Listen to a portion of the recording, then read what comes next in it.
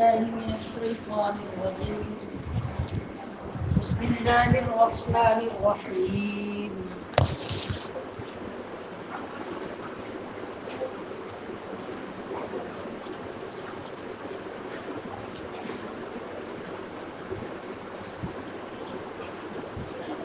ولقد أرسلنا إلى أمم من قبلك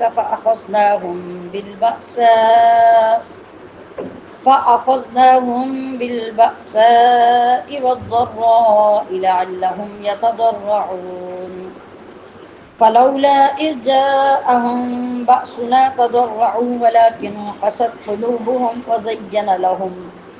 وزين لهم الشيطان ما كانوا يعملون فلما نسوا ما ذكروا به فتحنا عليهم أبواب كل شيء حتى إذا فرحوا بما أوتوا أخذناهم بغتة فإذا هم مبلسون فقطع دابر القوم الذين ظلموا والحمد لله رب العالمين قل أرأيتم إن أخذ الله سمعكم وأبصاركم وختم على قلوبكم من إله غير الله يأتيكم به انظر كيف نصرف الآيات ثم هم يصدفون قل أرأيتكم إن أتاكم عذاب الله بغتة أو جهرة هل يهلك إلا القوم الظالمون وما نرسل المرسلين إلا مبشرين ومنذرين ومن آمن وأصلح فلا خوف عليهم ولا هم يحزنون والذين كذبوا بآياتنا يمسهم العذاب بما كانوا يفسقون قل لا أقول لكم عندي خزائن الله ولا أعلم الغيب ولا أقول لكم إني ملك إن أتبع إلا ما يوحى إلي قل هل يستوي الأعمى والبصير أفلا تتفكرون وأنذر به الذين يخافون أن يحشروا إلى ربهم ليس لهم من دونه ولي ولا شفيع لعلهم يتقون ولا تطرد الذين يدعون ربهم بالغداة والعشي يريدون وجهه ما عليك من حسابهم من شيء وما من حسابك عليهم من شيء فتطردهم فتكون من الظالمين وكذلك فتنا بعضهم ببعض ليقولوا أهؤلاء من الله عليهم من بيننا أليس الله بأعلم بالشاكرين وإذا جاءك الذين يؤمنون بآياتنا فقل سلام عليكم كتب ربكم على نفسه الرحمة أنه من عمل منكم سوءا بجهالة ثم تاب من بعده وأصلح فأنه غفور رحيم وكذلك نفصل الآيات ولتستبين سبيل المجرمين صدق الله العظيم. آمین. جزاک اللہ. ماشاء اللہ. سبحان اللہ. جی ترجمہ پڑھیے. وَلَقَدْ أَرْسَلْنَا ہم نے بھیجے رسول إِلَىٰ أُمَمٍ امتوں کی طرف مِّن قَبْلِكَ آپ سے پہلے. فَأَخَذْنَاهُمْ وہ سرکش ہوئے تو ہم نے انہیں پکڑ لیا بِالْبَأْسَاءِ سختی وَالضَّرَّاءِ اور تکلیف سے لَعَلَّهُمْ تاکہ وہ يَتَضَرَّعُونَ گر گرائیں. فَلَوْلَا تو کیوں نہ ہوا إِذْ جَاءَهُمْ کہ جب آیا ان پر بَأْسُنَا ہمارا عذاب تَضَرَّعُوا تو وہ گر گراتے وَلَكِنْ اور لیکن قَسَتْ قُلُوبُهُمْ سخت ہو گئے ان کے دل وَزَيَّنَ لَهُمْ اور آسا کر دیا ان کے لیے الشیطان شیطان نے ما كانوا يعملون ان کے اعمال فلما نسوا پھر جب بھول گئے وہ ما ذکروا به نصیحتیں جو انہیں کی گئی فتحنا تو کھول دیے ہم نے عليهم ان پر ابواب كل شيء دروازے ہر چیز کے حتى اذا فرحوا یہاں تک کہ جب وہ خوشیاں منانے لگے بما اوتوا اس پر جو انہیں ملا اخذناهم تو ہم نے پکڑ لیا انہیں بغتة اچانک فاذا هم مبلسون تو اب وہ نا امید ہو کر رہ گئے فقطع دابر تو کاٹ کر رکھ دی گئی جڑ القوم الذين اس قوم کی ظلموا جنہوں نے ظلم کیا والحمد لله اور سب تعریفیں اللہ کے لیے رب العالمین جو رب العالمین ہے قل ارأيتم آپ فرمائیے بھلا یہ بتاؤ ان کہ اگر اخذ اللہ اللہ لے لے سمعکم تمہارے کان وابصارکم اور تمہاری آنکھیں وختم علی قلوبکم اور مہر کر دے تمہارے دلوں پر من الہ تو کوئی معبود ہے غیر اللہ اللہ کے سوا یأتیکم بہ جو تمہیں یہ چیزیں لا دے انظر کیف آپ دیکھیے کس طرح نصرف الآیات پھیر پھیر کر بیان کرتے ہیں دلیلیں ثم ہم پھر بھی وہ یصدفون منہ پھیرے ہوئے ہیں قل ارأیتکم آپ فرمائیے بھلا تم یہ بتاؤ ان اتاکم عذاب اللہ کہ اگر تم پر آ جائے اللہ کا عذاب بغتۃ اچانک او یا جہرۃ کھلم کھلا هل یہلک تو کون ہلاک ہوگا الا القوم الظالمون مگر قوم ظالم وما نرسل اور ہم نہیں بھیجتے المرسلین رسولوں کو الا المبشرین مگر خوشخبری سنانے والے ومنذرین اور جہنم سے ڈرانے والے فمن آمن تو جو کوئی ایمان لائے واصلح اور خود کو سنوار لے فلا خوف علیہم تو نہ ان پر کوئی خوف ہوگا ولا هم يحزنون اور نہ ہی وہ غمگین ہوں گے والذین کذبوا اور جنہوں نے جھٹلایا بآیاتنا ہماری آیات کو یمسهم العذاب تو پہنچے گا انہیں عذاب بما كانوا يفسقون بوجہ ان کے فسق کے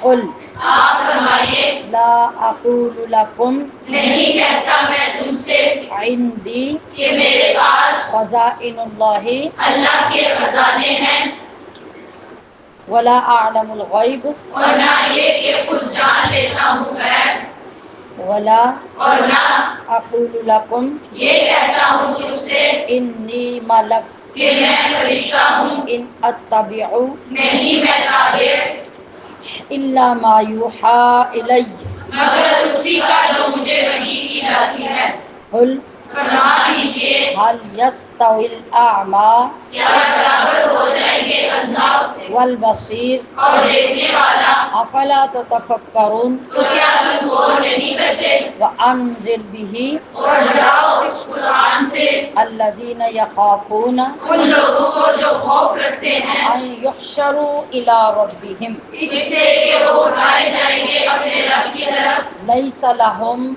اس حالت میں کہ نہیں ہوگا من دونه اللہ کے سوا ولی ولا شفیع کوئی حمایتی اور نہ کوئی سفارشی لعلهم يتقون اس امید پر کہ وہ پرہیزگار بن جائیں ولا تطرد الذين اور دور نہ ہٹانا جو يدعون ربهم پکارتے ہیں اپنے رب کو بالغداة والعشي صبح و شام يريدون وجهه وہ طلبگار ہیں صرف اس کی رضا کے ما نہیں عليك من حسابهم آپ پر ان کے حساب میں سے من شيء کوئی شے وما من حسابك اور نہ ہی آپ کے حساب سے عليهم ان پر من شيء کوئی شے فتطردهم پھر بھی اگر آپ انہیں دور ہٹائیں فتكون من الظالمين تو ہو جائیں گے ناانصافی کرنے والوں میں وكذلك اور اسی طرح فتنا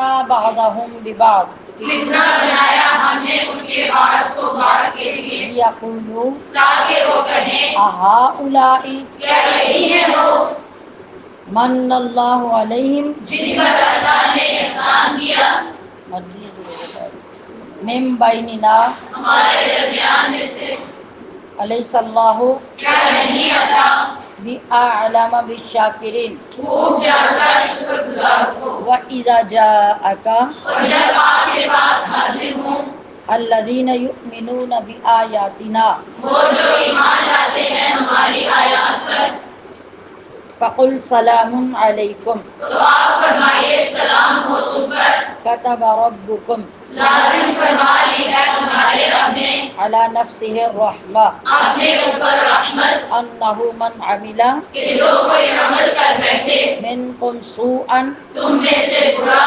بجہالۃ نادانی سے ثم تاب من بعدہ پھر اس کے بعد توبہ کر لے واصلح اور خود کی اصلاح کر لے فانہ غفور رحیم تو بے شک وہ غفور الرحیم ہے وکذالک اور یوں ہی نفصل الآیات ہم مفصل بیان کرتے ہیں آیتیں ولتستبین اور اس لیے کہ خوب ظاہر ہو جائے سبیل المجرمین راستہ مجرموں کا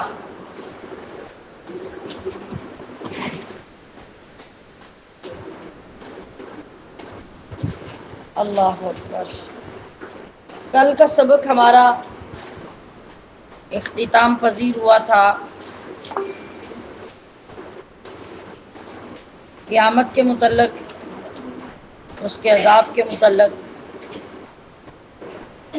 وہاں کے حالات کے متعلق۔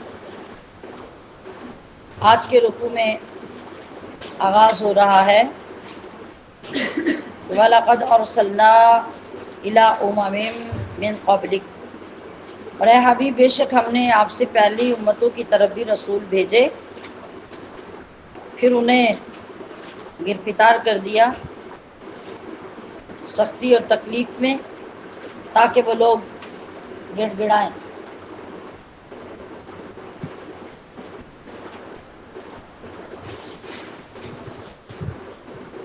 ان لوگوں کے حالات بھی جس طرح پچھلی کئی آیتوں میں بتائے گئے کہ ان کے جو پچھلے بڑے تھے وہ بھی اسی طرح کرتے رہے، ہم نے رسول ان کی طرف بھی بھیجے،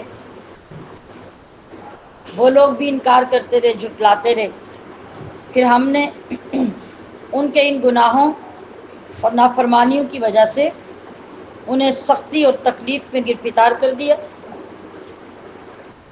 غربت، مفلسی، فقر، بیماری، اس طرح کی مصیبتوں میں انہیں ڈالا تاکہ وہ گڑ گڑائیں، انہیں اپنی غلطیوں کا احساس ہو اور وہ اللہ کی طرف رجوع کریں، اور اس طرح یہ توبہ کر کے اپنے گناہوں سے باز آ جائیں۔ اب اس بات کو سننے کے بعد یہ لگا، یعنی یہ واضح ہوا کہ جب اللہ پاک ہمیں کسی مصیبت میں، تکلیف میں مبتلا کرتا ہے تو دراصل یہ بھی اس کی رحمت ہوتی ہے۔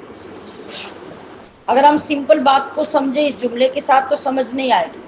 اب آپ کو یہاں سمجھنا ہوگا کہ اللہ خود اس کی وجہ بتا رہا ہے، کیوں بیماریوں میں، غربتوں میں، مصیبتوں میں ڈالا، تاکہ انہیں یقین ہو کہ ان میں سے نکالنے والی ذات ایک ہی ہے اور وہ اللہ کی ہے، تو وہ پلٹ کر میری طرف آئیں اور آ کے مجھے پکاریں، میری بارگاہ میں گڑ گڑائیں، معافی مانگیں، تو بجائے اس کے کہ میں ان کو عذاب دے کے تباہ و برباد کر دوں، ان کے گڑ گڑانے کی وجہ سے میں ان کو معافیاں دے دوں اور یہ عذابوں سے بچ جائیں، تو رحمت ہوئی کہ نہ ہوئی؟ ہمیں وہ سب سے بڑا مشکل کام اور سب سے بڑی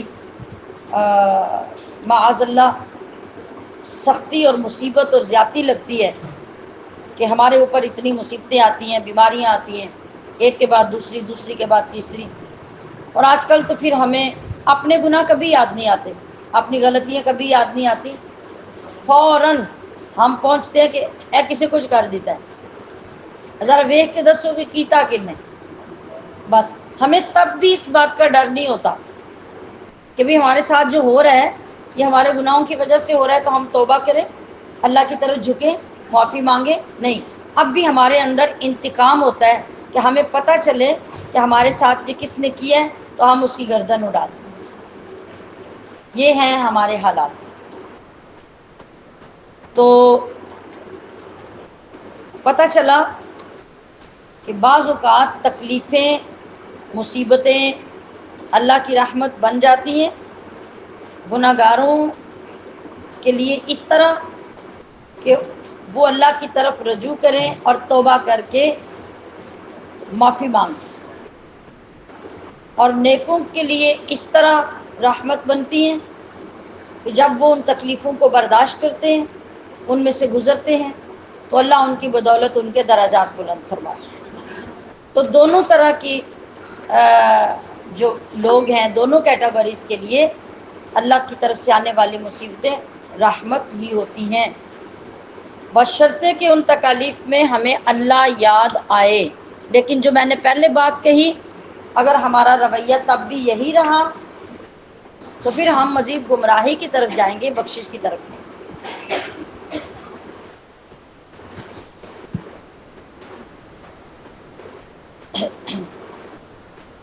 اللہ پاک نے فرمایا تو کیوں نہ ہوا فلولا اذ جاءہم باسنا تضرعوا، کہ جب ہمارا ان پہ عذاب آیا تو یہ گڑ گڑاتے ہی، انہوں نے ایسا کیوں نہیں کیا؟ یہ کیوں نہیں آ کے ہمارے بارگاہ میں گڑ گڑائے؟ فرمایا لیکن ان سے کیا امید رکھی جائے؟ ولیکن قست قلوبہم، ان کے تو دل ہی سخت ہو چکے ہیں. اور وزین لہم الشیطان ما کانوا یعملون، اور یہ جو برے کرتوت کرتے ہیں شیطان نے انہی کاموں کو ان کی نظروں میں اچھا بنا دیا. لہٰذا کچھ بھی ہوتا رہے یہ ہدایت کی طرف آنے والے نظر نہیں آتے. تو پتہ یہ چلا کہ انسان وہی ہے کہ وہ تکلیف آنے پہ، بیماری آنے پہ، مصیبت آنے پہ فوراً اپنے رب کی طرف رجوع کرے اور چیک کرے کہ مجھ سے کہاں گناہ ہوا ہے، کہاں میری غلطی ہے. اور بہت مرتبہ ایسا ہی ہوتا ہے، ہمارے بزنس میں لاس ہو گیا، ہمارے وہ اخراجات تک پورے نہیں ہو رہے، فلاں گاڑی کا ایکسیڈنٹ ہو گیا، فلاں مشین چلتے چلتے ٹوٹ گئی، ہم نے قسطیں دینی تھی وہ ادا نہیں ہو رہی، زمین جو ہم نے لیز پہ لی ہوئی تھی اور اس پہ کام کر رہے تھے انہوں نے واپس لینے کا تقاضا کر دیا. اچانک سے یہ مسائل آنے شروع ہو جاتے ہیں. بندہ ایک بار بھی اگر بیٹھ کے اکیلے آدھا گھنٹہ سوچے نا یہ کیوں ہو رہا ہے، کہاں میں غلط ہوا ہوں، کہاں میں نے زیادتی کی ہے، تو وہ فوراً پہنچ جائے گا وہاں کہ یہ سب کچھ میرا اپنا ہی کیا دھرا ہے. لیکن پرابلم کیا ہے، ہم اس طرف آنے کے لیے تیاری نہیں ہوتے. ہم اس وقت بھی دوسروں پر بلیم کرنا چاہتے ہیں، فلاں نے حسد کیا، فلاں نے نظر لگا دی، میں فلاں کی آنکھوں میں تھا، فلاں ہر وقت یہ دیکھتا تھا، ایسا کرتا تھا، ویسا کرتا تھا، اور اپنی طرف ہماری کبھی توجہ نہیں جائے گی. جب اپنی طرف جانی شروع ہو جائے گی تو پھر واقعی ہمیں یقین ہو جائے گا یہ جو مصیبت میرے اوپر آئی ہے یہ یقیناً مجھے صحیح کرنے کے لیے آئی، تو مجھے چیک کرنا چاہیے میں غلط کہاں ہوں، مسئلہ حل ہو جائے گا.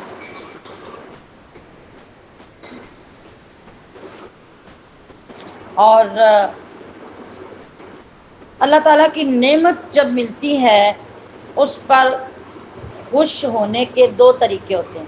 یہاں آیت میں آیا نا حتی اذا فرحوا بما اوتوا اخذناہم بغتۃ، حتیٰ کہ ہمارے دیے پر وہ بے پناہ خوشیاں منانے لگے تو ہم نے ان کو اچانک پکڑ لیا. کیوں بھائی؟ یہ بات سمجھنے والی ہے. دیکھیے ایک طرف ہم بیان کرتے ہیں اور قرآن پاک سے پڑھتے ہیں کہ جب اللہ کی نعمت ملے تو خوشیاں مناؤ. کنہوں نے خوشیاں منائی؟ اللہ نے فرمایا ہم نے انہیں اچانک پکڑ لیا. اب یہ کیا بات ہوئی؟ رحمت ملے، نعمت ملے، فضل ملے تو خوشیاں منانا محبوب ہے. یہاں اللہ فرما رہا ہے کہ ہم نے ان کو اچانک عذاب سے پکڑ لیا. خوش ہونا دو طرح کا ہے، یہی چیز ہمارے اصل سمجھنے والی ہے۔ ایک خوشی ہے کسی کے گھر بیٹا ہوا، اس نے ڈھول باجے ناچنے والے سارے بلا لیے، سارے محلے میں تماشا لگا دیا، اب لوگوں کو خوب مٹھائیاں کھلائیں، دیگیں پکائیں، پیسہ اڑایا، ناچنے والوں کو دیا، گانے والوں کو دیا، حرام رسموں پہ لگایا، یہ بھی خوشی ہی منا رہا، ٹھیک ہے۔ دوسرے بندے کے گھر میں بیٹا پیدا ہوا، اس نے 7ویں دن سنت کے مطابق بال اتروائے، بالوں کے وزن کے مطابق چاندی صدقہ کی، بچے کا عقیقہ کیا، ددیال ننیال کو بلا کے اکٹھا کیا، سنت کے مطابق ان کو کھانا کھلایا، غریبوں مسکینوں کو خیرات کی، اور بچے کے لیے دعائے خیر کروائی۔ اب اس نے بھی خوشی منائی۔ کیا دونوں خوشیاں برابر ہیں؟ پہلی خوشی غرور، تکبر اور فخر کی تھی، اور دوسری خوشی اللہ کا شکر ادا کرنے کی نیاز مندانہ خوشی تھی۔ اب یہ جو خوشی ہے یہ اللہ کو محبوب ہے، اور پہلی خوشی مردود ہے۔ جو پہلی خوشی آپ اس انداز میں کریں گے تو کیا ہوگا؟ اللہ فرما رہا ہے کہ اخذناہم بغتۃ، ہم اچانک ان کو پکڑیں گے۔ پھر کیا ہوتا ہے؟ جس طرح یہ ناچتے ہیں نا اور اچھلتے کودتے ہیں اور پیسہ برباد کرتے ہیں، اگر وہی بچہ 6-7 دن کے بعد اللہ واپس لے لے، اب پھر آسمانوں کو سر پہ اٹھاتے ہیں۔ اور مومن جس نے خوشی کی تھی وہ کیا کہتا ہے؟ انا للہ و انا الیہ راجعون۔ یا اللہ جب تو نے دیا تھا میں تب بھی خوش تھا، تو نے نعمت دی تو میں نے خوشی منائی، لیکن چونکہ وہ نعمت تھی تیری، اب تو نے واپس لے لی، آج اس کو لیا کل میں بھی اس کے پیچھے آنے والا ہوں، ہمارا کیا زور ہے؟ تو یہ دونوں خوشیوں میں فرق ہے۔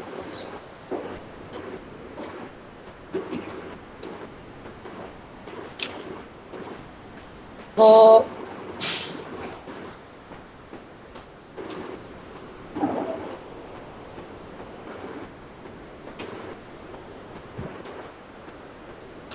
جی، فقطع دابر القوم الذین ظلموا، اللہ پاک فرما رہا ہے کہ تو پھر ظالموں کی جڑ کاٹ دی گئی۔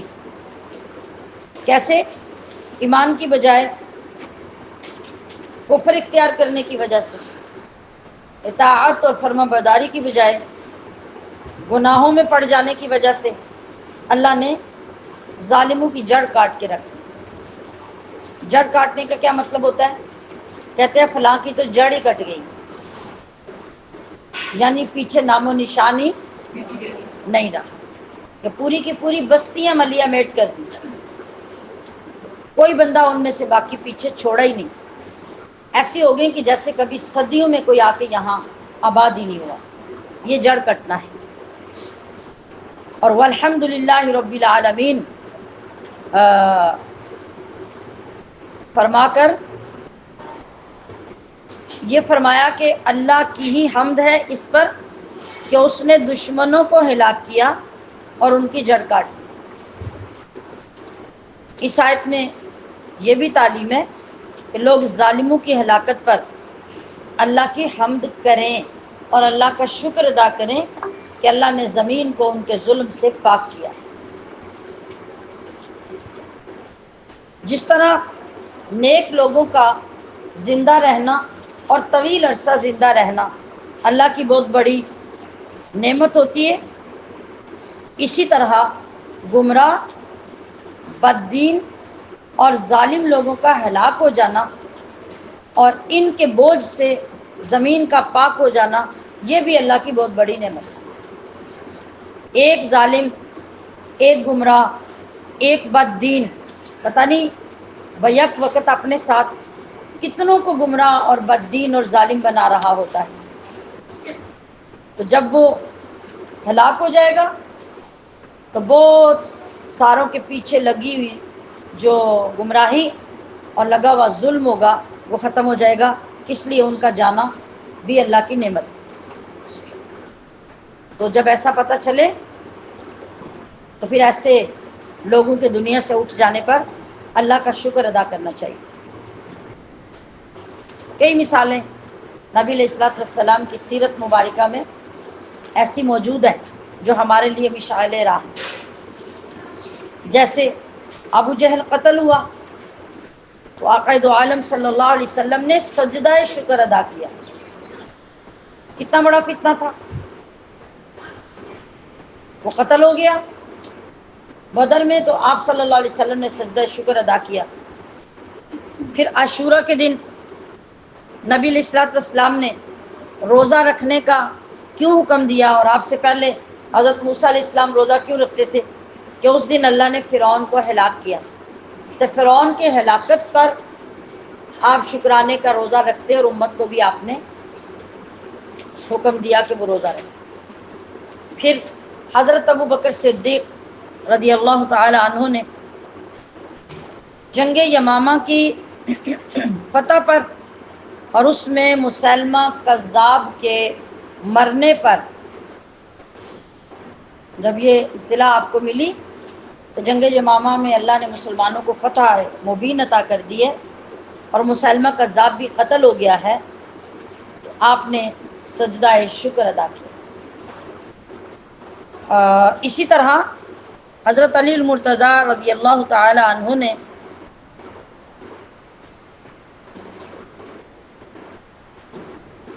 جب خارجیوں کے درمیان ایک بہت بڑا فتنہ پھیلانے والا آدمی جو انہی کے درمیان تھا، خارجیوں کے درمیان، اس کو مردہ پایا، آپ نے بھی سجدہ شکر ادا کیا کہ بہت بڑا فتنہ ختم ہو گیا۔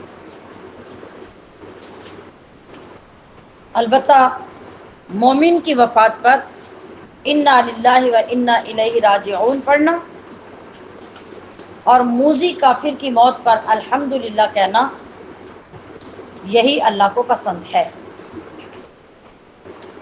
آگے فرمایا کہ آپ فرمائیے ارأیتم، بلا تم دیکھو، اگر اخذ اللہ سمعکم وابصارکم، اللہ ان کے کان اور آنکھیں لے جاتا اور ان کے دلوں پہ مہر کر دیتا، کون تھا اور الہ یعنی معبود اللہ کے سوا جو یہ پلٹا کے لے آتا؟ ہے کسی میں طاقت؟ ایسے سوالات ان لوگوں کے سامنے کرنے کا کیوں کہا جاتا؟ ان کو لاجواب کرنے کے لیے، اپنی زبان سے تسلیم کرنے کے لیے کہ وہ جھوٹے ہیں۔ یہاں اللہ تعالیٰ کی توحید کی دلیل یہ پیش کی جا رہی ہے اور فرمایا جا رہا ہے کہ اگر اللہ تمہارے کان بھی لے لے، واپس آنکھیں بھی لے لے، دلوں پہ مہر بھی لگا دے، اور جو علم و معرفت کا نظام ہے وہ سب درہم برہم ہو جائے، تو ذرا چاروں طرف دیکھ کے بتاؤ کہ اللہ کے مقابلے میں کوئی اور اتنا طاقتور معبود ہے جو اللہ کی لی ہوئی چیزیں تمہیں اس سے واپس لا دے گا؟ نہیں، اللہ کے سوا تو کوئی بھی نہیں ہے۔ تو اس کا مطلب ہوا کہ یہ آیت کریمہ اللہ کی توحید پر انتہائی قوی دلیل ہے کہ اللہ کے سوا کوئی دوسرا معبود نہیں۔ آگے فرمایا کہ انظر کیف نصرف الآیات، دیکھیے ہم کس طرح بار بار نشانیاں بیان کرتے ہیں، یعنی اے حبیب صلی اللہ علیہ وسلم آپ دیکھیں کبھی ہم انہیں اپنی نعمتیں یاد دلا کے ایمان کی ترغیب دیتے ہیں، کبھی پچھلی امتوں کی باتیں بتا کر، عذاب یاد دلا کر، ان کو ڈرا کر ان کو ایمان لانے کی ترغیب دیتے ہیں۔ ورنہ ہماری طاقت تو یہ ہے کہ ہمیں کیا مصیبت پڑی ہے ان کو ترغیبیں دینے کی؟ ہم ایک دم سے ان کے کان، آنکھیں، دل سب بیکار کر دیں تو یہ کیا کر لیں گے؟ ہم ایک لمحے میں کرنے پہ قادر ہیں، مگر نہیں کرتے۔ ہم پھر بھی ان کو ایمان لانے کی ترغیب دیتے ہیں اور ان کے سامنے اپنی قدرت، اپنی توحید اور الوہیت پر دلائل پیش کرتے ہیں۔ کیوں؟ تاکہ یہ ایمان لے آئیں اور دنیا اور آخرت کے عذاب سے بچ جائیں، مگر یہ لوگ ان نشانیوں کو دیکھنے کے باوجود بھی منہ پھیر لیتے ہیں اور ایمان نہیں لاتے۔ آپ فرمائیے بھلا تم بتاؤ ان اتاکم عذاب اللہ بغتۃ او جہرا، کہ اگر تم پر اللہ کا عذاب اچانک آ جائے اور کھلم کھلا سب کے سامنے آ جائے تو کون تباہ ہوگا؟ الا القوم الظالمون، ظالم لوگ ہی تباہ ہوں گے۔ اچانک آنے والا عذاب کیا ہوتا ہے؟ ایک تو ہوتا ہے بادل آیا، بادل آنے سے پہلے دھوپ تھی غائب ہوئی، پھر آسمان پہ بادل آئے، وہ آہستہ آہستہ گہرے ہوتے گئے، ٹھنڈی ہوائیں چلنے لگیں، یہ سب کیا ہے؟ بادل برسنے کی نشانیاں، یہ سب کیا ہے؟ تو نشانیوں سے پتہ چل رہا ہے کہ بادل برسنے والا ہے۔ اس سے کیا ہوتا ہے؟ آپ نے کوئی چیز دھوپ میں پھیلائی ہوئی ہے، آپ فوراً اس کو کلوز کریں گے، کپڑے ڈالیں، آپ اٹھا کے نیچے لے آئیں گے، چیزیں بکھری ہوئی ہیں آپ ان کو سنبھالیں گے، اگر آندھی کے آثار ہیں تو آپ اپنی چیزیں، دروازے، کھڑکیاں سب کلوز کریں گے۔ نشانیوں نے آپ کو یہ فائدہ دیا کہ آپ سنبھل گئے۔ اور کبھی کیا ہوتا ہے؟ تیز دھوپ ہوتی ہے، آنن فانن تیز بارش برسنا شروع ہو جاتی ہے، آپ کو چھت کے اوپر ڈالے ہوئے کپڑے بھی اتارنے کا موقع نہیں ملتا، اور اگر آپ اتارنے چلے جائیں تو آپ خود ہی پانی پانی ہو جاتے، ایسی بارش بھی ہوتی ہے۔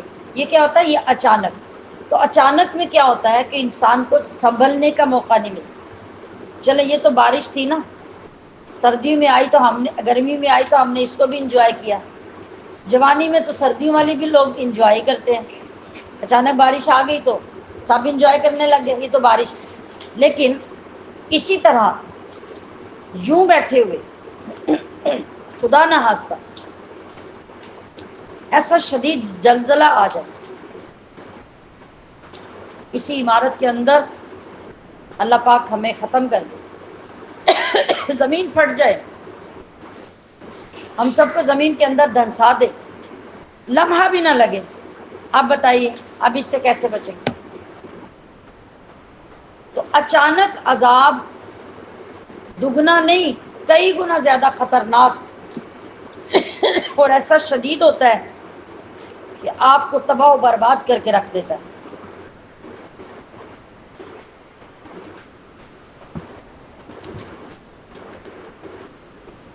اور کھلم کھلا کیا ہوتا ہے؟ کھلم کھلا ہوتا ہے جس کے آنے سے پہلے علامتیں ظاہر ہو جاتی ہیں، جو میں نے پہلے بتایا، تاکہ لوگ اس عذاب سے بچنا چاہیں، کفر اور سرکشی سے توبہ کر کے بچنا چاہیں تو بچ سکتے ہیں، لیکن اگر وہ پھر بھی توبہ نہ کریں تو انہیں تباہ و برباد کر دیا جاتا ہے۔ یہ ہے کھلم کھلا عذاب، اور وہ ہے اچانک عذاب۔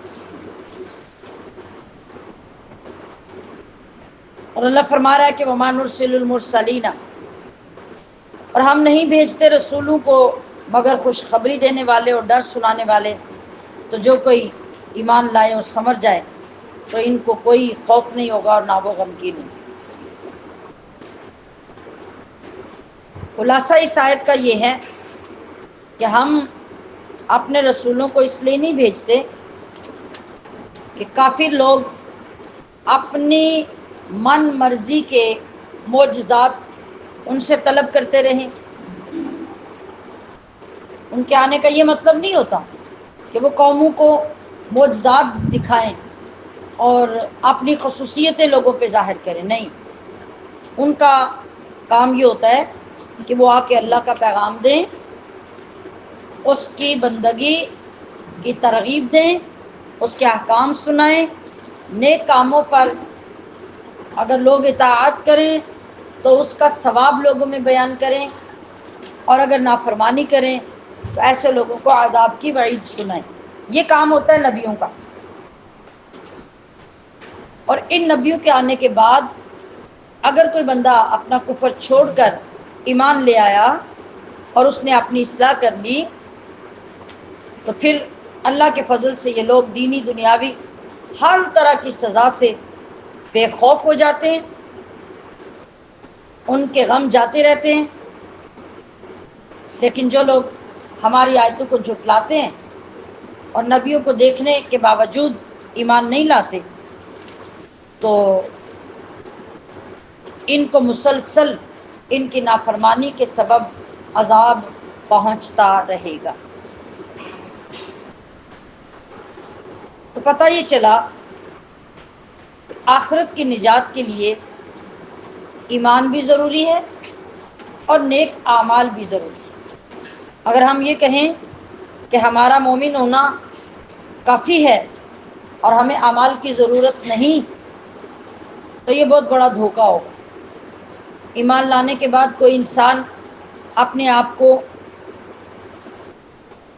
نیک اعمال سے بے نیاز سمجھ لے، جیسے کوئی کہے کہ میں تو سید ہوں، میں تو پیر زادہ ہوں، میں تو فلاں ہوں، میں فلاں ولی نبی کی اولاد ہوں، لہذا مجھے کوئی خطرہ نہیں ہے، اور اس وجہ سے وہ نیک اعمال کی کوشش بھی چھوڑ دے، تقویٰ بھی چھوڑ دے، تو ایسا بندہ کہیں احمقوں کی دنیا میں ہی بستا ہوگا۔ اللہ نے ایسا کوئی قاعدہ نہیں بتایا جس میں یہ بیان کیا گیا ہو کہ کوئی بھی شخص اپنے اعمال کے بغیر دوسروں کے اعمال کی وجہ سے بخشا جائے گا اور کسی بڑے مقام پہ پہنچے گا۔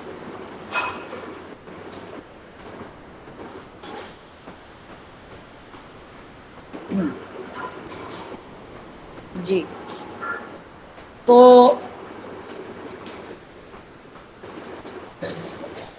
قُل لَا أَقُولُ لَكُمْ عِندِي خَزَائِنُ اللَّهِ، یہ آیت شروع ہو رہی ہے جس میں اللہ فرما رہا ہے کہ حبیب آپ فرما دیجئے میں تم سے نہیں کہتا کہ میرے پاس اللہ کے خزانے ہیں، اور نہ یہ کہتا ہوں کہ میں خود غیب جان لیتا ہوں، اور نہ میں یہ کہتا ہوں کہ میں فرشتہ ہوں۔ کفار کا طریقہ کیا تھا کہ وہ نبی علیہ الصلوۃ والسلام سے طرح طرح کے سوالات کیا کرتے تھے۔ کبھی کہتے آپ رسول ہیں تو پھر ہمیں بہت سی مال اور دولت دے دیں تاکہ آپ کی وجہ سے ہم کسی کے محتاج نہ ہوں۔ کبھی کہتے کہ آپ رسول ہیں تو پھر ہمارے لیے پہاڑوں کو سونا کر دیں۔ کبھی کہتے کہ آپ ہمیں اگلی اور پچھلی خبریں سنائیں اور مستقبل کے لیے ہمیں بتائیں کہ ہمارے ساتھ کیا کیا پیش آنے والا ہے،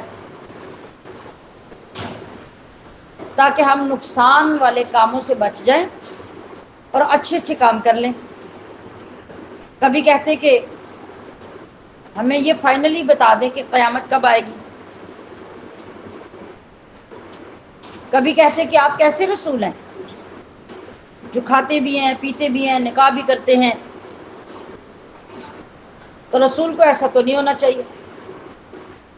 معاذ اللہ، ان ساری باتوں کا جواب اللہ کریم نے اس آیت پاک میں دیا کہ یہ تمہارے جتنے سوال ہیں یہ سب بے محل اور جاہلانہ سوال ہیں، کیونکہ جو شخص کسی چیز کا دعویٰ کرتا ہو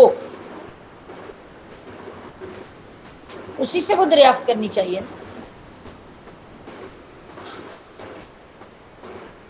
کون سی چیز جو اس سے دعوے سے تعلق رکھتی ہو، اور جن چیزوں کا کسی بندے نے دعویٰ ہی نہ کیا ہو ان کے بارے میں اس کو جواب دینے کا پابند کرنا، یہ کیسی بے وقوفی ہے۔ جب ان لوگوں نے یہ ساری باتیں کہنا شروع کی تو نبی علیہ الصلوۃ والسلام نے فرمایا، اللہ کے حکم سے اللہ نے فرمایا کہ آپ ان سے کہہ دیجئے کہ میں نے تو کبھی تم سے دعویٰ ہی نہیں کیا کہ میرے پاس سارے خزانے ہیں، کہ میں تم کو اتنا مال دولت دے دوں کہ تمہاری غریبیاں ختم ہو جائیں۔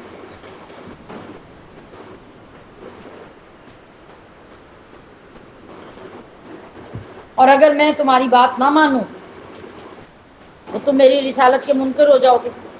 نہ میں نے تمہیں یہ کہا ہے کہ میں ذاتی طور پہ غیب جانتا ہوں کہ تم مجھ سے اگلی پچھلی کہانیاں پوچھنا شروع کر دو اور مستقبل کی باتیں جاننا شروع کر دو، اور اگر میں نہ بتاؤں تو تم میری نبوت کا انکار کر دو۔ میں نے تو کبھی تم سے یہ نہیں کہا، اور نہ میں نے تمہیں کبھی یہ کہا ہے کہ میں بندہ نہیں ہوں، میں فرشتہ ہوں، اس لیے جب تم مجھے کھاتے پیتے دیکھو تو اعتراض کر دو کہ بھی کیسے فرشتے ہو آپ اور کیسے نبی ہو کہ کھاتے بھی ہو پیتے بھی ہو نکاح بھی کرتے ہو۔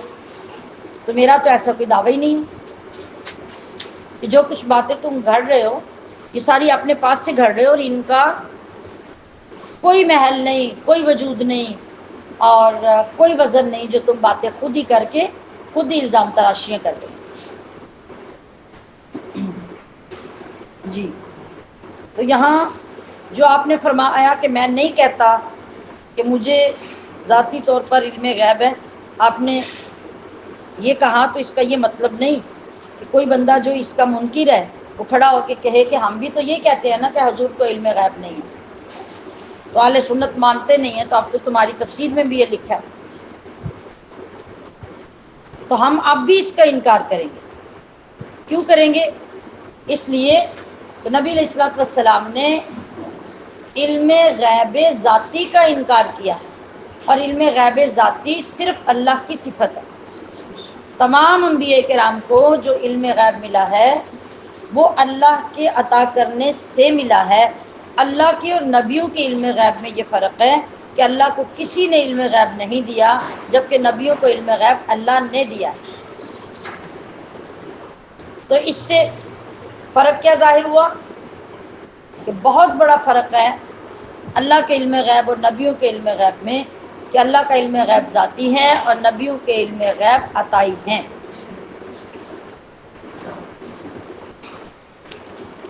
پھر اللہ نے فرمایا وَأَنذِرْ بِهِ الَّذِينَ يَخَافُونَ، اور اے حبیب انہیں اس قرآن سے ڈرائیے، کن کو؟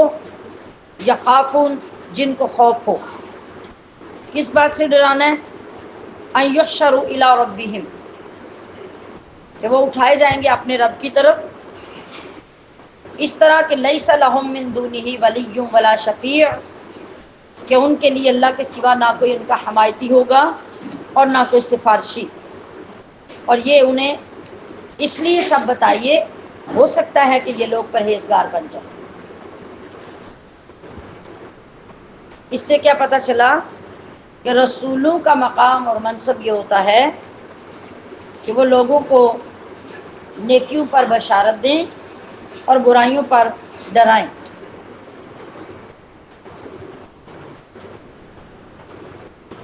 اس لیے یہاں بھی اللہ پاک نے اپنے حبیب کو یہ فرمایا کہ آپ اس قرآن میں ذکر کیے گئے عذابات سے ان لوگوں کو ڈرائیے جو اس بات سے ڈرتے ہیں کہ انہیں رب کے حضور اس طرح اٹھایا جائے گا کہ ان کا وہاں کوئی پرسان حال نہیں ہوگا۔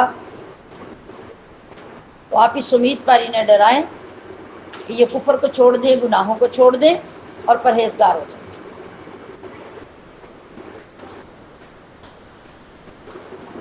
تو یہاں پر ذکر ہوا کہ کوئی حامی اور کوئی مددگار نہیں ہوگا۔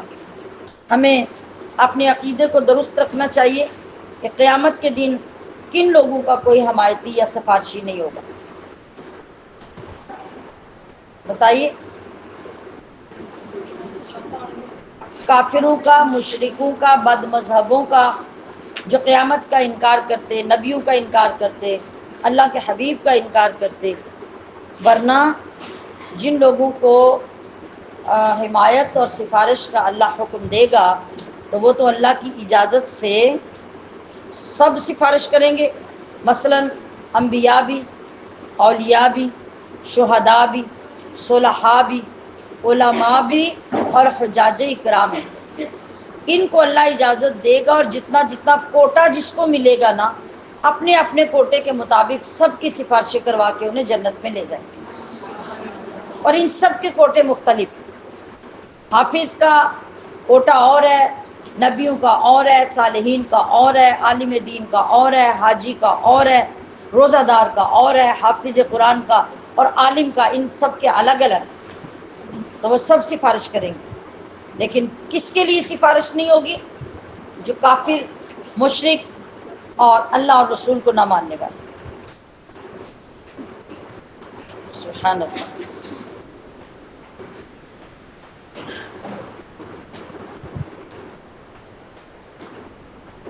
قیامت کے دن 3 جماعتیں بڑی ہوں گی جن کے پاس بڑے بڑے کوٹے ہوں گے سفارش کے۔ پہلی جماعت ہوگی نبیوں کی، دوسری ہوگی علماء کی، اور تیسری ہوگی شہداء کی۔ سبحان اللہ۔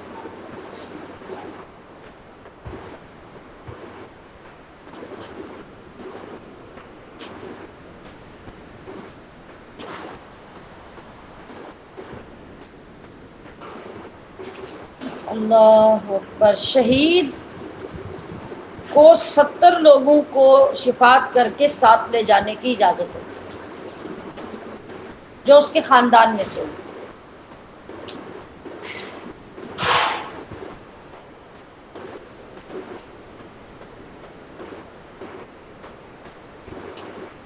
قیامت کے دن عابد اور عالم دونوں زندہ ہو کر جب پہنچیں گے اللہ کے دربار میں، تو جو عابد ہوگا اللہ فرمائے گا کہ تو بغیر حساب کے جنت میں چلا جائے۔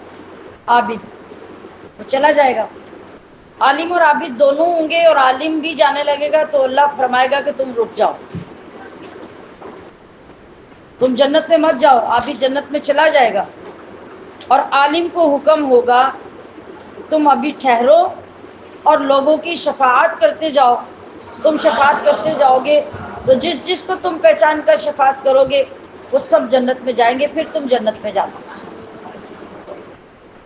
اب جو حضرت ابو موسیٰ اشعری جو حاجی کے متعلق فرماتے ہیں، وہ روایتیں ہم پڑھتے رہتے ہیں، یہ روایت بہت کم پڑھتے ہیں۔ انہوں نے روایت کیا کہ جب وہ حاجی اللہ کے دربار میں حاضر ہوگا، یاد رکھیے کہ حاجی صرف وہ نہیں ہے جو حج کا پیکج لے کے تو وہاں سے ہو کے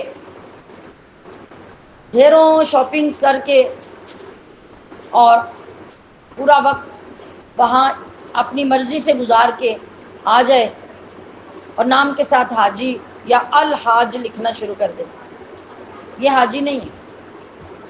حاجی وہ ہے جس نے تقوی، پرہیزگاری، خوف، امید، ڈر، اس کے ساتھ گناہوں سے سچی توبہ کر کے اللہ کے حضور حاضری دی، اور وہ لوگوں کے دکھاوے کے لیے نہیں، اپنی بخشش کے لیے، اپنے رب کو راضی کرنے کے لیے، اس کے سوا اس کا اور کوئی مقصد نہیں۔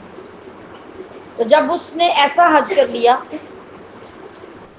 جس میں اس کو اطمینان ہو گیا کہ میں نے کوئی کام اللہ کی مرضی اور رضا کے خلاف نہیں کیا، نافرمانی کا بھی نہیں کیا، شیطان کے پیچھے بھی نہیں لگا، وقت جو ہے وہ سیلفیاں بنانے اور ویڈیوز بنانے میں برباد نہیں کر دیا، میں نے مارکیٹس میں پھر پھر کے اور کھانے پینے میں نقائص نکال نکال کے اپنا وقت ضائع نہیں کر دیا، بلکہ سب کچھ اللہ کے لیے کیا، اور جو کچھ ملا اس کو قبول کیا، برداشت کیا۔ ایسا حاجی جو قبولیت کا حج کر کے مرے گا، تو حضرت ابو موسیٰ اشعری روایت کرتے ہیں کہ اس کے خاندان کے 400 بندوں کے حق میں اس کی شفاعت قبول کی جائے، اور خود جب وہ واپس آئے گا تو اس کے گھر میں داخل ہونے سے پہلے راستے میں جتنے لوگوں نے اس سے ملاقات کی اور اس کو دعا کے لیے کہا اور اس نے ان کے لیے دعا کی، تو اللہ ان سب کے حق میں بھی اس کی دعا قبول کرے۔ بعض روایات میں یہ بھی ہے کہ حج سے واپس آ کے 40 دن تک اس کے اوپر وہ تقوی، پرہیزگاری، وہ سب چیزیں قائم رہیں گی، تو وہاں کے اثرات اس کے اوپر اسی طرح رہیں گے کہ جب بھی کوئی اس سے دعا کروائے اللہ اس کی دعا کو قبول کرے۔ وَلَا تَطْرُدِ الَّذِينَ يَدْعُونَ رَبَّهُمْ، اور ان لوگوں کو دور نہ کرو جو صبح و شام اپنے رب کو پکارتے ہیں۔ اس آیت کا شان نزول یہ ہے کہ کفار کی ایک جماعت نبی کریم صلی اللہ علیہ وسلم کی خدمت میں آئی، انہوں نے دیکھا کہ تاجدار رسالت صلی اللہ علیہ وسلم کے ارد گرد غریب غریب صحابہ کی ایک جماعت بیٹھی ہے۔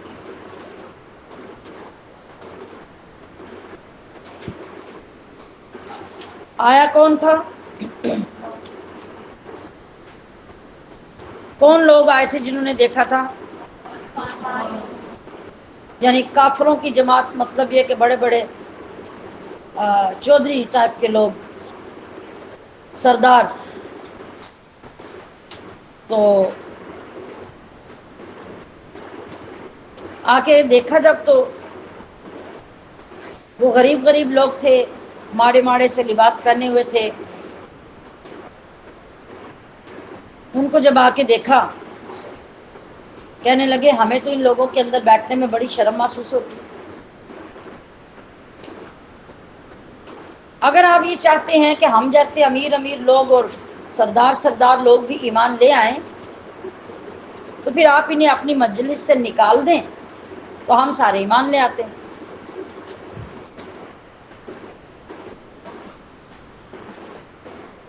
نبی علیہ الصلوۃ والسلام نے ان کی اس بات کو منظور نہیں فرمایا۔ تو اس پر پھر آیت کریمہ بھی آپ کی تائید میں نازل ہوئی کہ یہ جو مخلص اور غریب صحابہ ہیں، ان کو اپنی بارگاہ سے کبھی دور نہ کیجیے، جو صبح و شام اپنے رب کی رضا چاہتے ہوئے اس کو پکارتے رہتے ہیں۔ ان کا رزق آپ، یعنی اے حبیب، آپ پر نہیں کہ غربت کی وجہ سے انہیں دور کر دیا جائے، اور نہ آپ کی ذمہ داری ان پر ہے کہ آپ ان کو دور کر دیں۔ سب کا حساب اللہ پر ہے، وہی تمام خلق کو روزی دینے والا ہے، اور اللہ کے سوا کسی کے ذمے کسی کا کوئی حساب نہیں، لہٰذا آپ انہیں کبھی بھی اپنی بارگاہ سے دور نہ کریں۔ اور فرمایا وَكَذَلِكَ فَتَنَّا بَعْضَهُم بِبَعْضٍ، اور اسی طرح ہم نے ان کے بعض کو بعض سے آزمایا یا آزمائش کی۔ کیوں؟ لِيَقُولُوا، کہ یہ کہیں أَهَٰؤُلَاءِ مَنَّ اللَّهُ عَلَيْهِمْ، یہ ہیں وہ لوگ جن پہ ہمارے درمیان اللہ نے احسان کیا، مِن بَيْنِنَا أَلَيْسَ اللَّهُ بِأَعْلَمَ بِالشَّاکِرِينَ، کیا اللہ شکر گزاروں کو خوب جانتا نہیں؟ جو پچھلی آیت گزری اس کے حوالے سے یہاں فرمایا جا رہا ہے کہ غریبوں کے ذریعے امیروں کی آزمائش ہوتی رہتی ہے۔ یہ بڑی غور طلب بات ہے۔ جملہ کیا ہے؟ غریبوں کے ذریعے امیروں کی آزمائش ہوتی رہتی ہے۔ کیسے بلا؟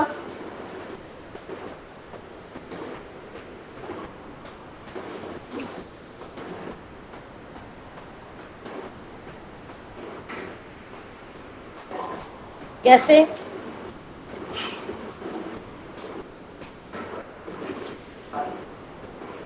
جی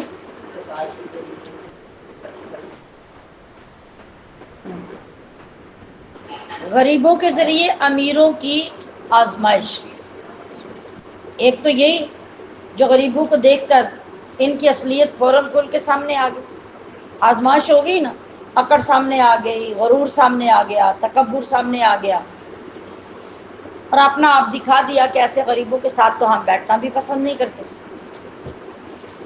تو جس بندے کے اندر یہ کیفیات ہے وہ ایمان کیسے لائے گا؟ صاف بات ہے کہ وہ ایمان نہیں لائے گا، وہ تو صرف اسلام کو کمزور کرنا چاہتا ہے۔ اور دوسری آزمائش امیروں کی غریبوں کی وجہ سے کیا ہوتی ہے کہ غریبوں کا رزق اللہ نے امیروں کے رزق میں رکھا ہوتا ہے، اور وہ جب ان کا حصہ اپنے رزق میں سے نہیں نکالتے تو لازمی بات ہے وہ ظالم کہلاتے ہیں، کہ وہ کسی کا حق کھانے والے ہیں۔ اللہ نے کتنے طریقوں سے غریبوں کا رزق امیروں کے رزق میں رکھا۔ دیکھیے، مشکل وقت میں صدقہ خیرات دینا کیوں حکم دیا گیا؟ کہ اس بہانے سے غریبوں کو ان کا رزق دو، یہ ان کا حصہ ہے۔ عشر تمہارے مال میں غریبوں کا حصہ ہے، زکوٰۃ تمہارے مال میں غریبوں کا حصہ ہے، کفارہ تمہارے مال میں غریبوں کا حصہ، فطرانہ تمہارے مال میں۔ جب تم نہیں دو گے تو غریبوں کی وجہ سے آزمائے جاؤ گے کہ نہیں؟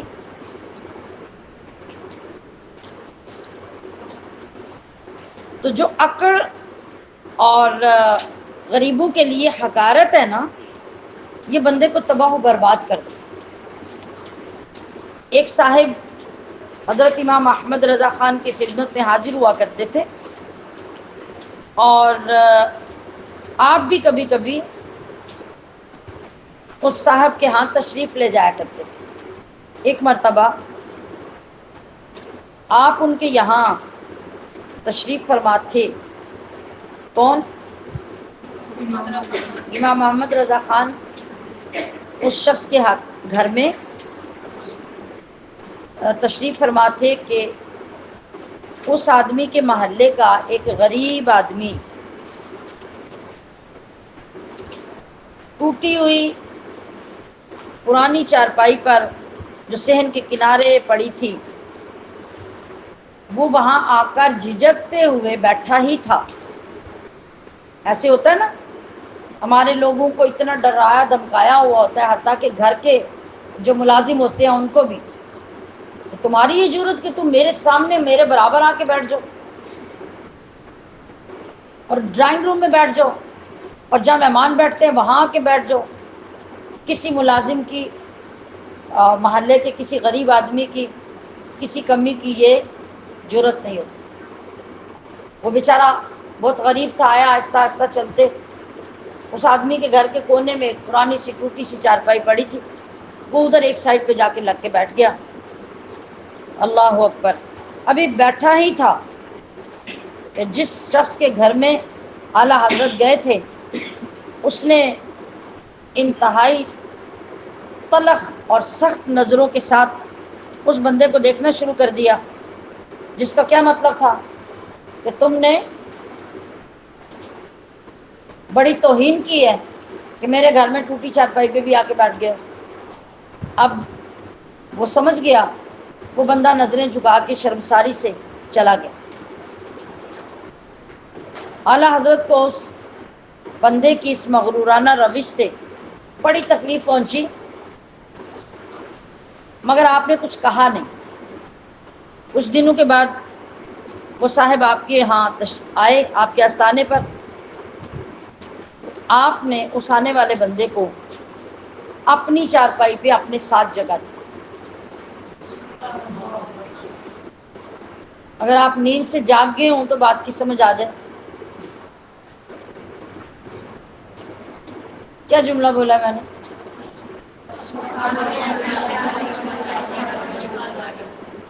تو اس میں کوئی ایسی اعلیٰ کردار والی بات نہیں تھی جو امپریس کرے آپ کو؟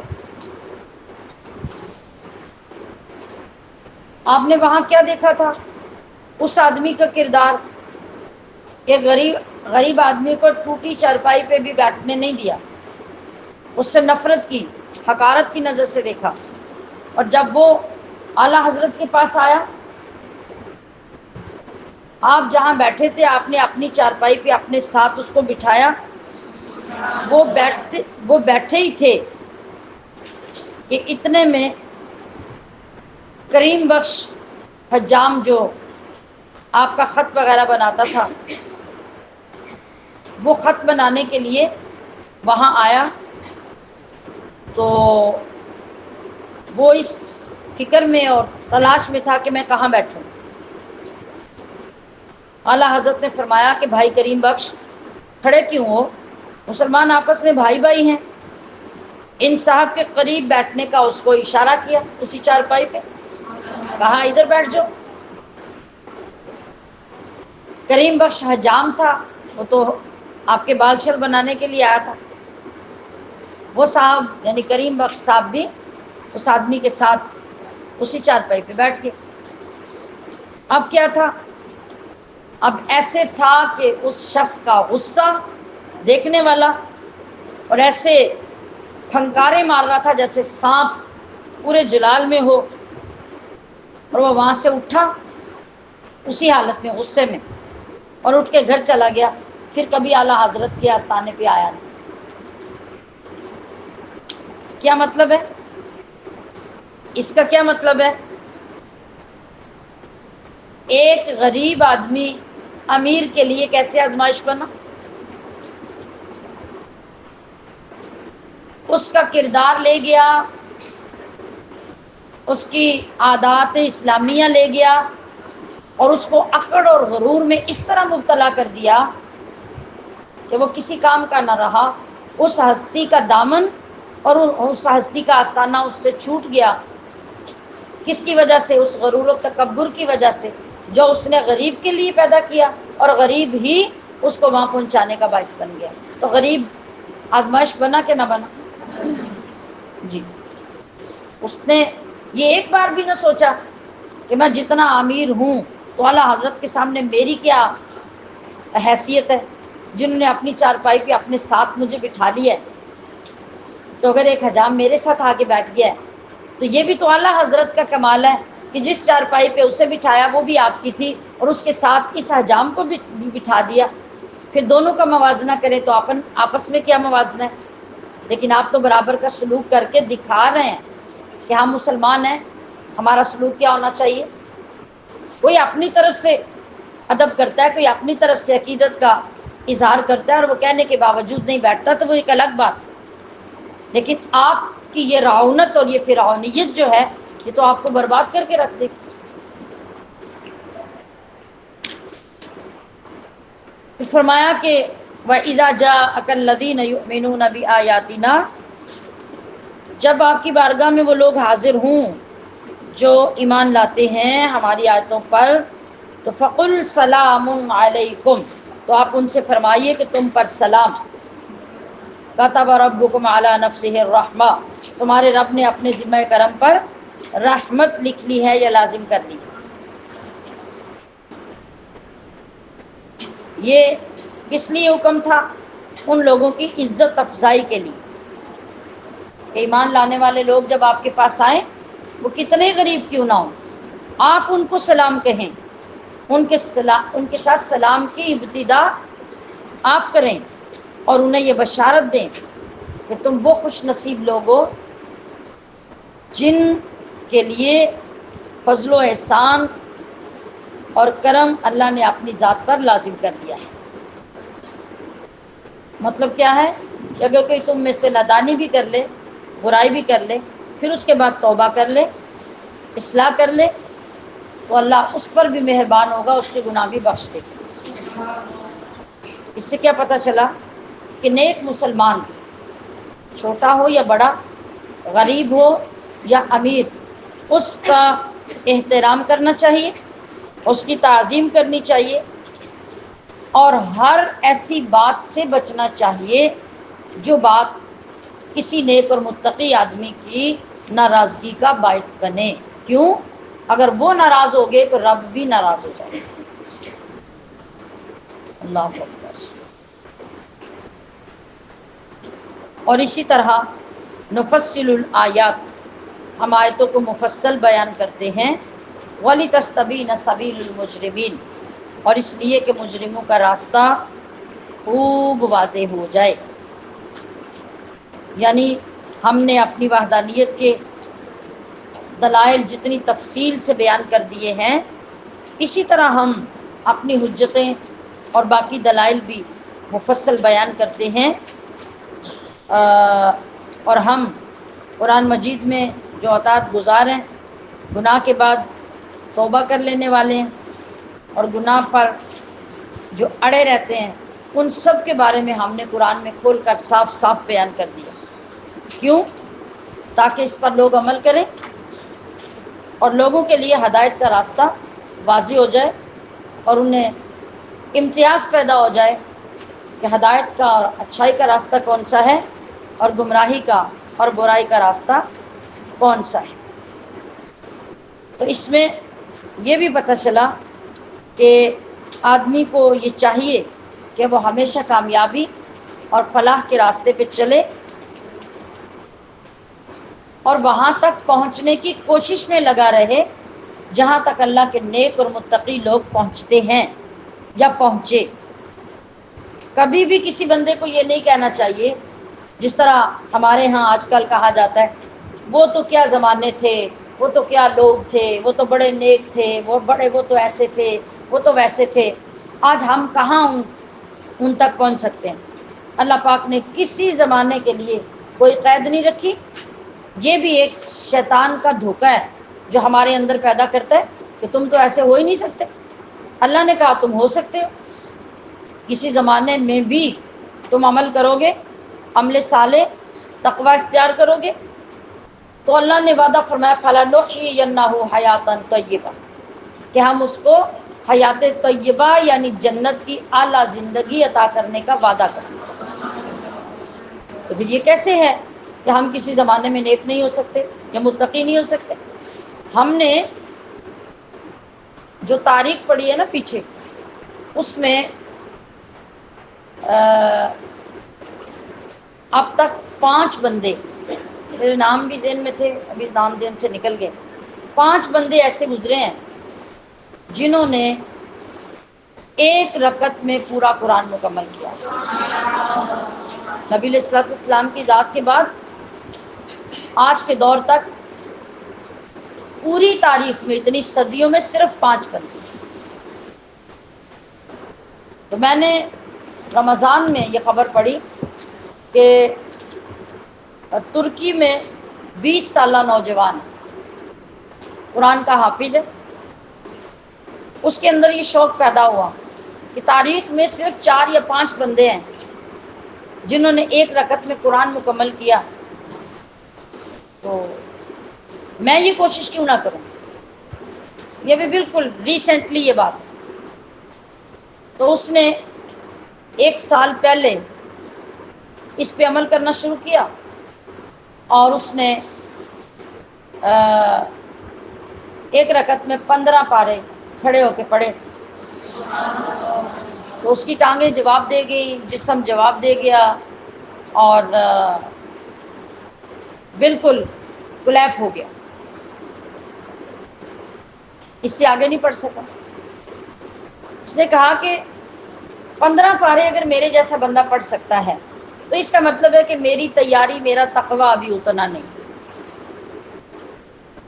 تو میں مایوس نہیں ہو سکتا۔ اس نے 1 سال پوری تیاری کی، اس نے گھنٹوں کھڑے ہونے کی ریہرسل کی۔ یہ ہے اخلاص، یہ ہے تیاری۔ ہم کیا کرتے ہیں دین کے لیے؟ اس نے پھر تیاری کی۔ پھر جب سردیوں کی لمبی راتیں آئیں جس میں یعنی آرام سے پورا قرآن پڑھا جا سکتا تھا، اس نے تب تک پوری تیاری کی، کھڑے رہ کر اپنی باڈی کو عادت ڈالی، تقویٰ زیادہ اختیار کیا، اللہ کی بارگاہ میں دعائیں کی، اور غالباً 1 یا 1.5 سال پہلے کی بات ہے کہ اس نے پورا قرآن ایک رکعت میں مکمل کیا۔ اگر 4 بندے پہلے تھے تو 5واں یہ بنا پوری تاریخ اسلامی میں، اگر 5 تھے تو 6واں یہ بنا پوری تاریخ اسلامی میں۔ بتائیے کہ اللہ نے راستہ بند کیا اس کا؟ اس نے کرنا چاہا تو کیا نا، لیکن اس نے یہ نہیں کہا کہ ایسے آ کے مجھے فرشتے پکڑ کے کھڑا کر لیں، ساری رات تو مجھے تھامے رکھیں اور میں قرآن پڑھتا رہوں تو وہ پڑھا جائے گا۔ نہیں، اگر جستجو ہے تو پھر اس کے لیے اخلاص ضروری ہے، جستجو ہے تو پھر اس کے لیے تیاری ضروری ہے، محنت ضروری ہے۔ تو پتہ چلا کہ اگر آج 1450 سال کے بعد ایک بندہ محنت کر کے وہ مقام حاصل کرنا چاہتا ہے جو ائمہ اور فقہا کا تھا یا محدثین کا یا صحابہ کا تھا، تو اس نے آج بھی وہ مقام حاصل کر لیا۔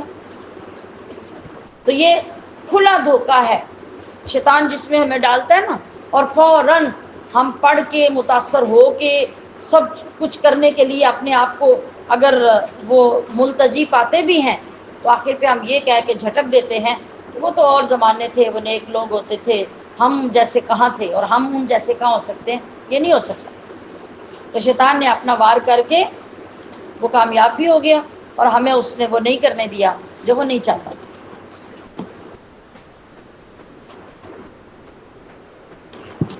سبحان ربک رب العزت عما یصفون۔ والسلام على المرسلين والحمد لله رب العالمين۔